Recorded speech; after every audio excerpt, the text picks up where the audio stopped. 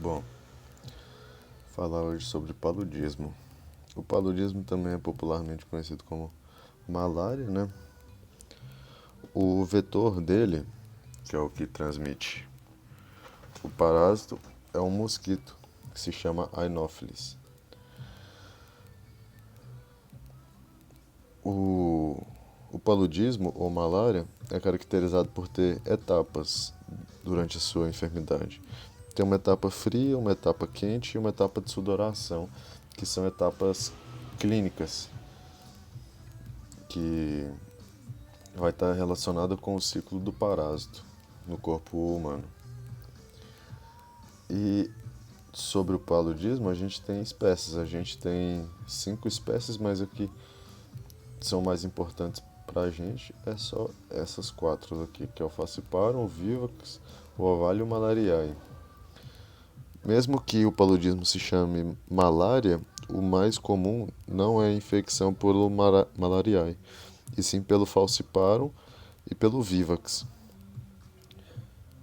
Falciparum não ocorre no Brasil, uma incidência dele é na África e na Ásia, se eu não me engano.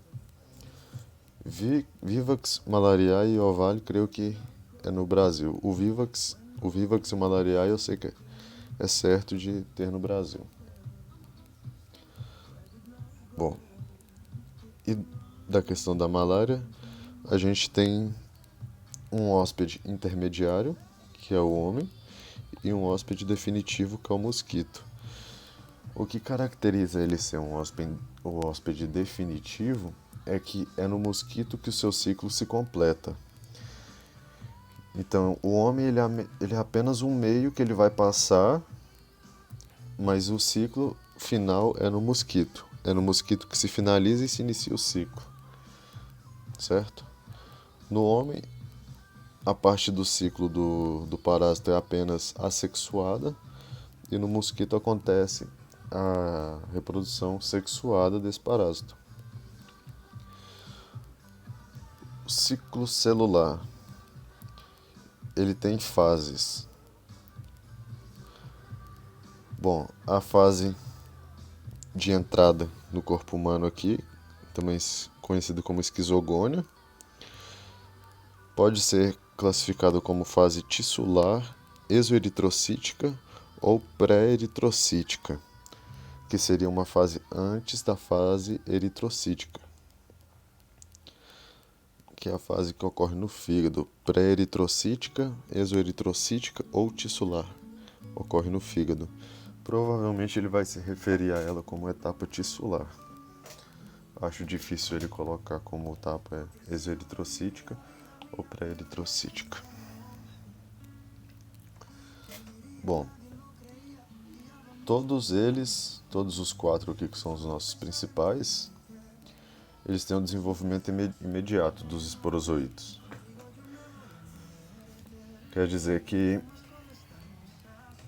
eles já vão ser injetados já como em forma de esporozoítos. A particularidade desses dois, do Vivax e do Ovalio, é que esses aqui eles podem gerar uma enfermidade de estado latente, que é uma enfermidade que tem recaídas, quer dizer, que pode ocorrer recaídas.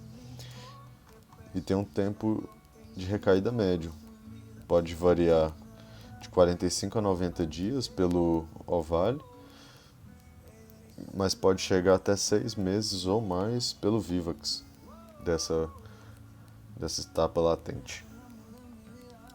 E como funciona o seu ciclo? O Anopheles ele começa injetando os esporozoítos, né, no humano, ele vai sugar o sangue e com isso o parásito vai entrar na circulação humana, e da circulação ele vai chegar até o fígado.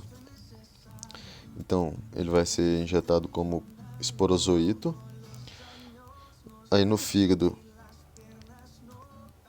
ele vai se transformar em trofozoito. Posteriormente ele vai formar um esquizonte, que é o agrandamento e a multiplicação desses parásitos dentro do fígado de forma assexuada. E por que no fígado? Porque no fígado tem substâncias que servem para a nutrição dele.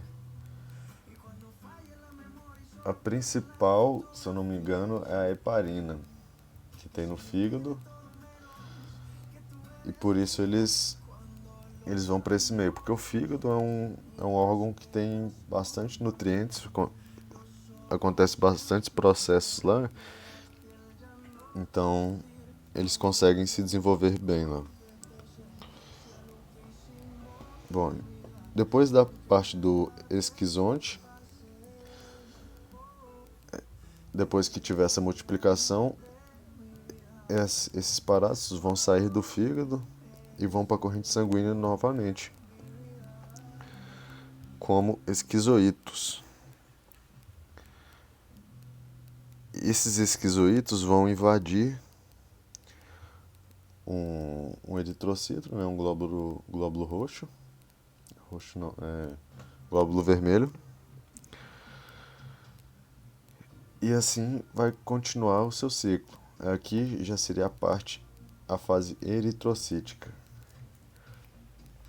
Nesse momento aqui, o homem já começa a sentir a sua etapa clínica. Ele já começa a sofrer das suas etapas, da fria, da quente e da sudoração. Bom, de merozoítos, eles vão virar merontes, e esses merontes vão ir se multiplicando dentro do eritrócito até que chegar a um ponto que eles rompem essa parede do eritrócito, sai como merozoítos novamente. Esses merozoítos podem invadir outros eritrócitos e também continuar o ciclo de reprodução do mosquito, do parásito. Como esses merozoítos vão estar na corrente sanguínea, o mosquito pode ir lá, um mosquito que não está infectado, ele pode ir lá e sugar esse sangue e acabar sugando esses merozoítos. A partir do momento que esse mosquito consome esses merozoítos, já começa a fase sexual do parásito. Esses merozoítos, eles vão passar por diferenciação e vão gerar células sexuadas, que entram na fase de gametogônia. Essas células sexuadas vão ser microgametos ou macrogametos. O microgameto é o masculino, é um gameto masculino, e o macrogameto é o feminino.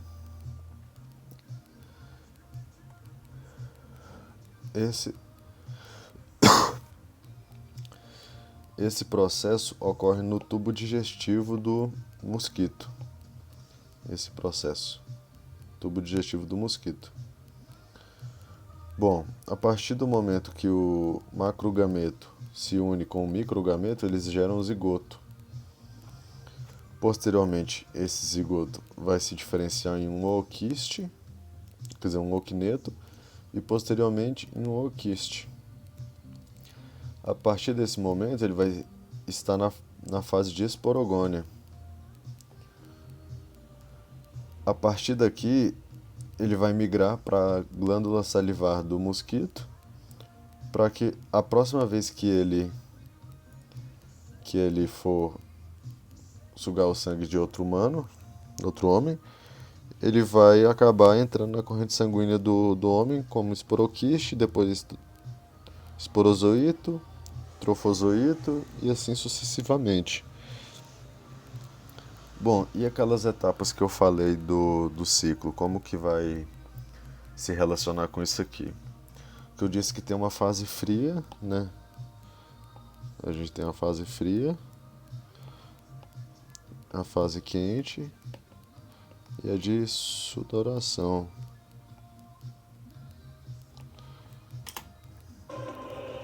É o seguinte, a partir do momento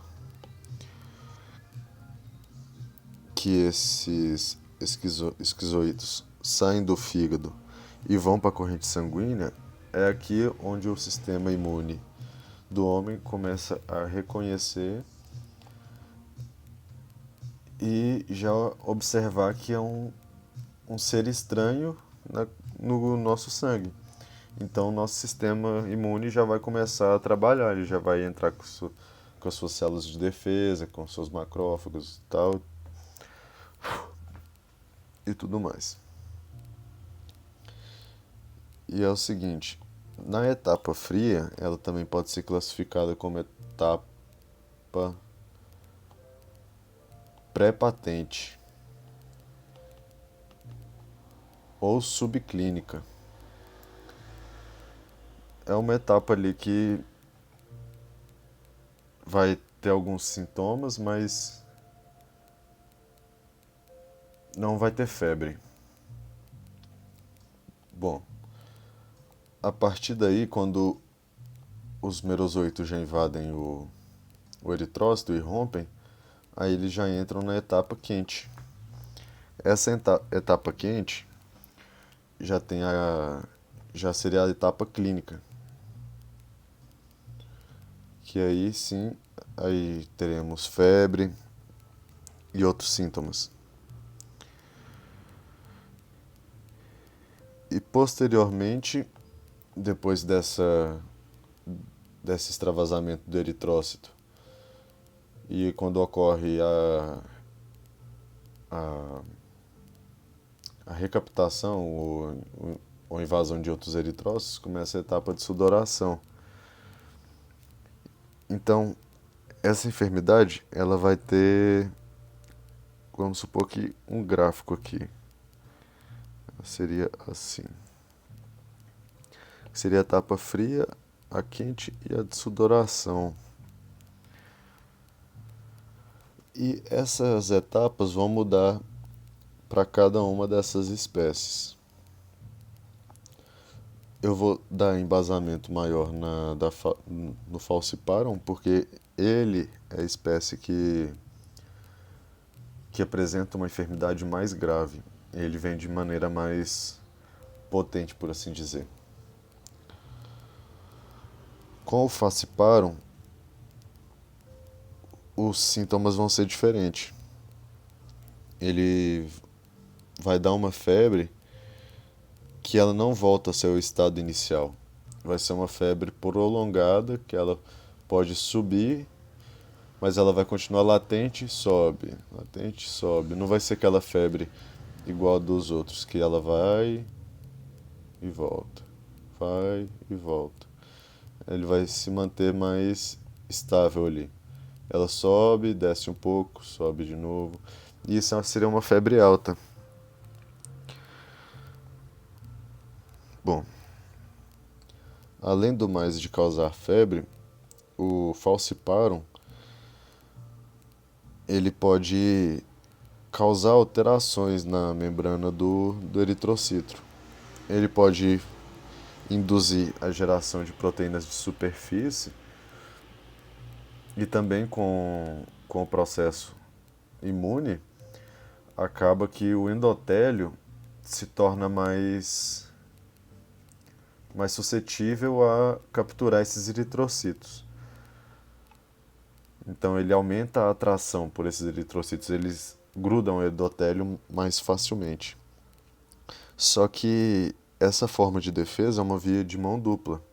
Ao mesmo tempo que eles conseguem capturar eritrócitos que estão infectados, eles também vão capturar eritrócitos que estão saudáveis. Esse fenômeno de captura de eritrócitos saudáveis e contaminados se denomina roseta. Bom, e qual que é o malefício que a gente tem nisso? Pode acontecer diversas coisas com esse processo. O primeiro, que eu vou pontuar que são etapas mais graves dessa enfermidade, seria o caso de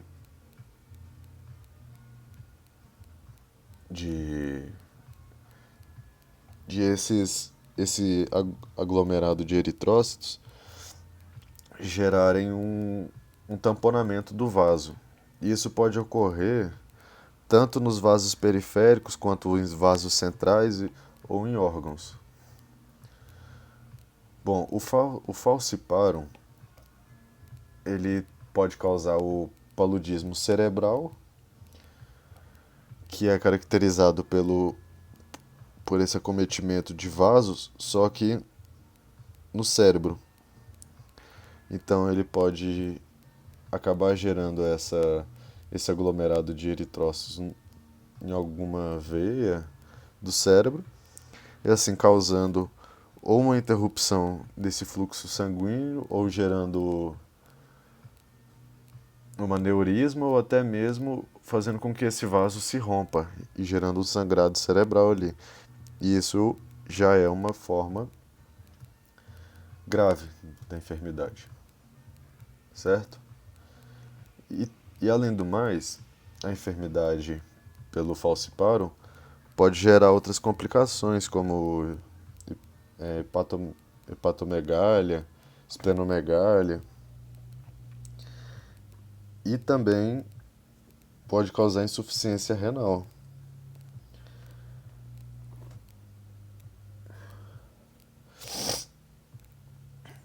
Como ele vai estar com seu ciclo no fígado, o principal que vai ter alteração então é o fígado.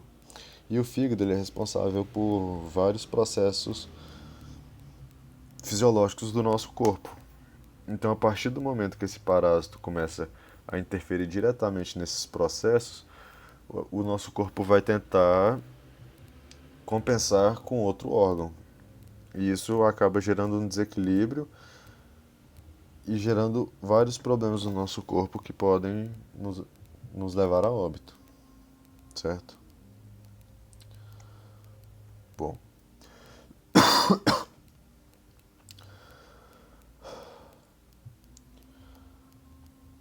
dos três principais aqui, o falciparum, ele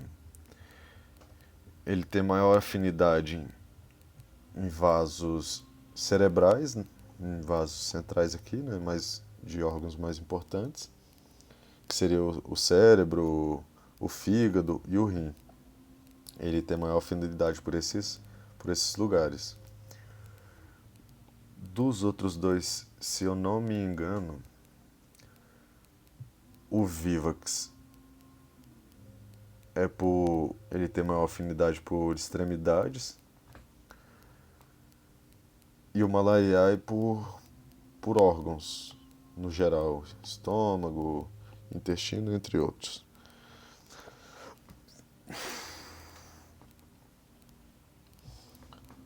Bom, esse desenvolvimento deles no fígado, cada um tem o seu tempo, assim como o seu tempo de incubação, sendo o falciparum o mais rápido e o Malariae o mais devagar para que se ocorra a incubação deles.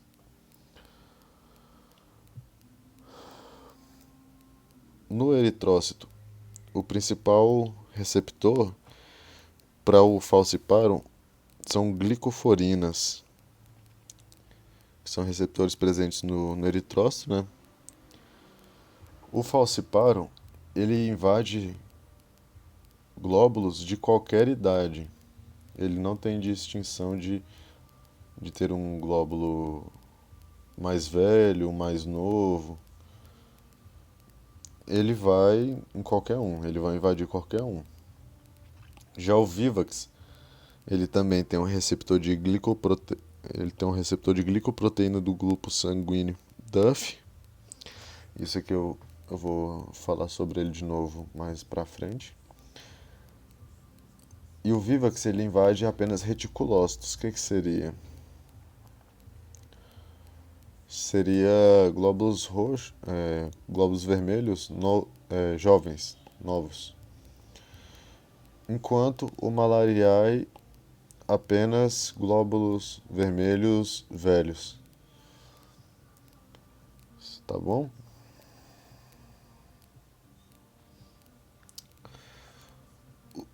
o, sis- é, o que serve de nutrição para esse parásito, fora a heparina também, seria a hemoglobina, que é é um componente metabólico necessário para o metabolismo deles, né? E ele tem outros componentes necessários para sua sobrevivência que são encontrados no plasma, que pode ser glicose, metionina, biotina, purinas, pirimidinas, fosfato e ácido para, paraminobenzoico, ou PABA. A ingestão, a digestão dentro do vacuolo digestivo desse parásito acaba gerando o pigmento malárico, também conhecido como hemozoína.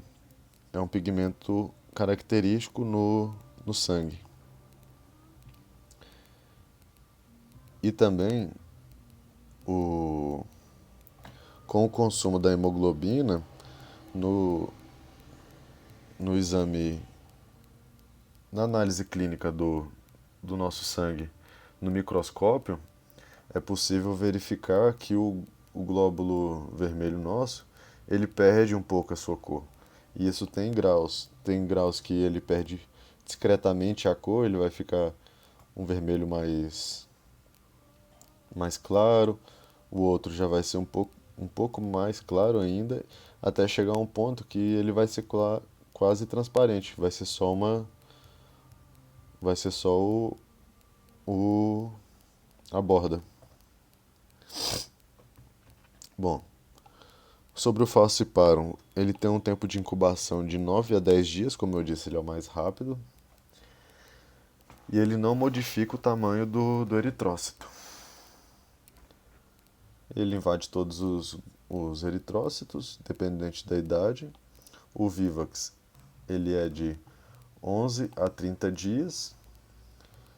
Ele sim modifica a morfologia do glóbulo vermelho. Ele aumenta o seu tamanho e apresenta grânulos de Schuffer. Acho bom guardar essa parte de, de grânulos aqui, principalmente o nome, que talvez ele possa falar, tipo, colocar um pega entre o Scuff e esse Zima, para que seja feita uma confusão entre o Vivax e o Malariae. O tempo de incubação do ovário é de 10 a 14 dias, ele não tem tanta importância para a gente aqui agora. E o Malariae ele é de 15 a 16 dias. O Malariae também não modifica o tamanho do glóbulo roxo, do glóbulo vermelho, e apresenta grânulos de Zima. E a preferência de invasão dele é de glóbulos vermelhos velhos. Bom, fazendo um adentro dessa parte aqui, que o Vivax ele tem o principal receptor de glucoproteínas do grupo sanguíneo Duff. Existem pessoas que podem ter uma resistência ou algumas características genéticas que podem gerar uma resistência a esse tipo de enfermidade. Que, por exemplo, seria anemia falciforme, né?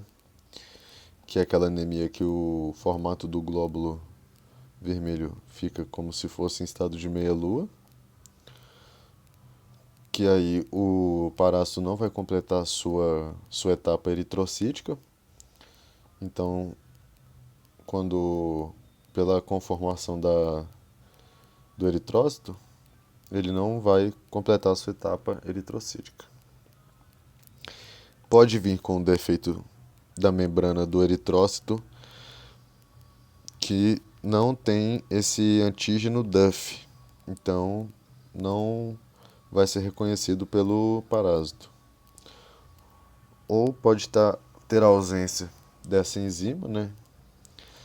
Glucosa 6-fosfato de desidrogenasa, ou pela presença de hemoglobina fetal. Isso aqui já é algo natural.